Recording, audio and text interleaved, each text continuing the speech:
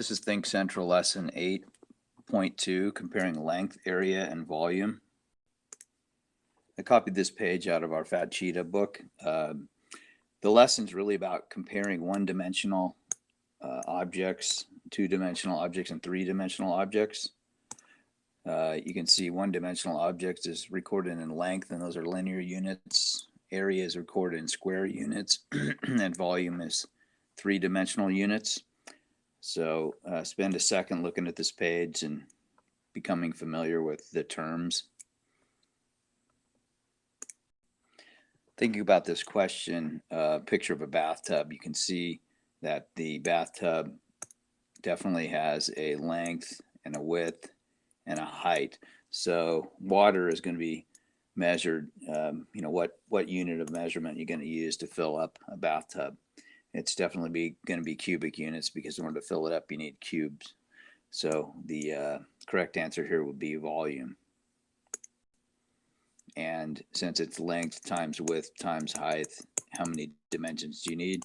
You need 3 dimensions. I've copied the answer from Think Central, so spend a second studying this, going over the answer to see if it makes sense, and let me know if you need any clarification on anything. Again, it reiterates that length, you need 1 dimension, and surface area, you'll need 2 dimensions, and filling up space, you'll need 3 dimensions. In this question, they're asking you to think about if you're going to use wallpaper. It's a flat surface, you have a height, and you have a width. So you have it's flat, it's only 2 dimensions, so a 2-dimensional shape, you'd measure the area, so it'd be area, and how many dimensions? You need 2 measurements, you need a width and a height.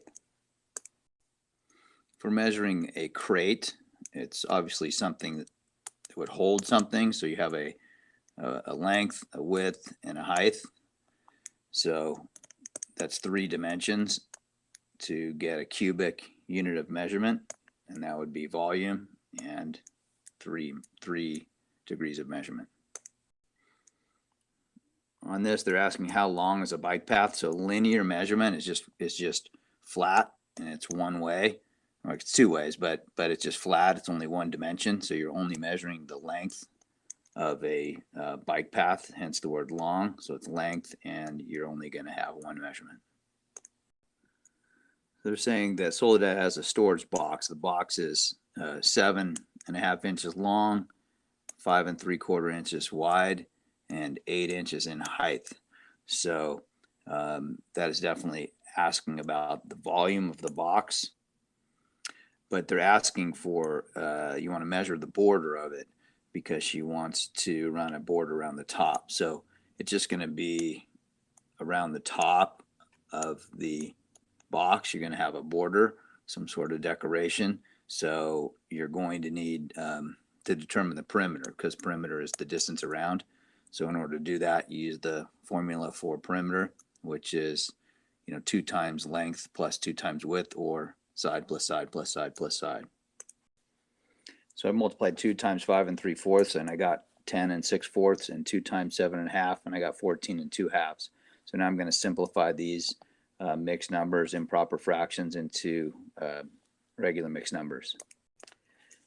Okay, so 10 6/4 turns into 11 2/4, which is the same as 11 1/2 if you simplify it, and 14 2/2 is the same as 15.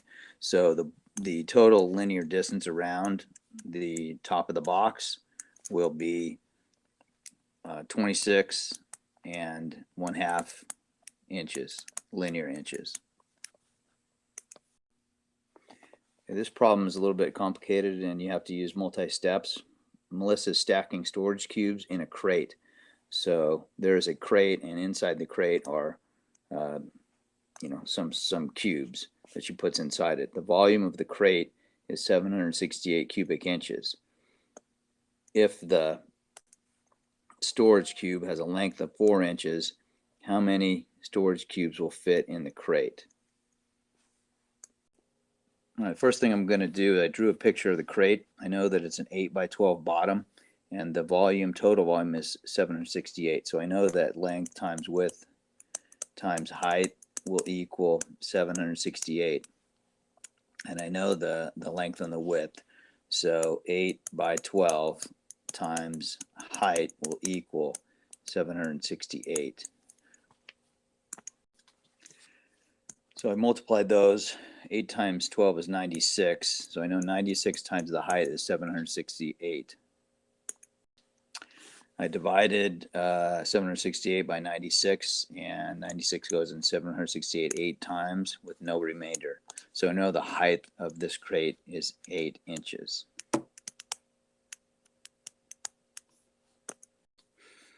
Now, one thing I didn't really point out before, but it says that there's a storage cube.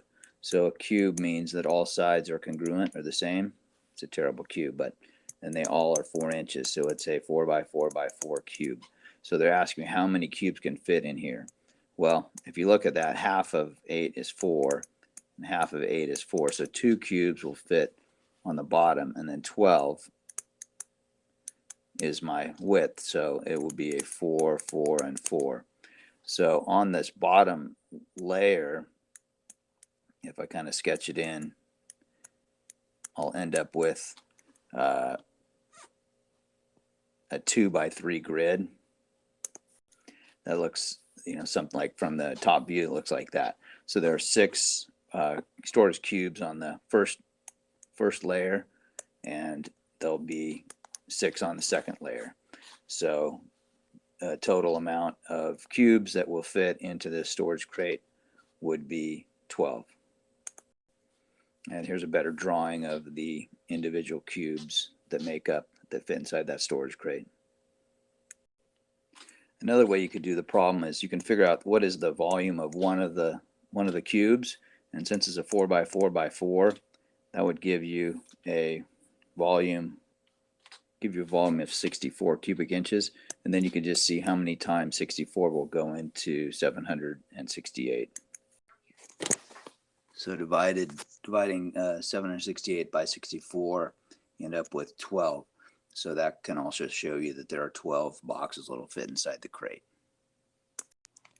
So this is a basic calculation of length times width times height to figure out how much soil will fit inside this planter box. You can see that the box itself is a 5 by 3 by 2 prism. So in order to figure out what the total volume of that box is, just multiply the base times the height. So 5 times 3 times 2 would give you 30. So 5 times 3 times 2 is 30 cubic feet, because the label is feet, 30 feet cubed. Okay, that's a little bit of practice with linear, square, and cubic dimensions. Remember, to find linear, you just measure in one line. Square is length times width, and volume is length times width times height. Let us know if you have any questions.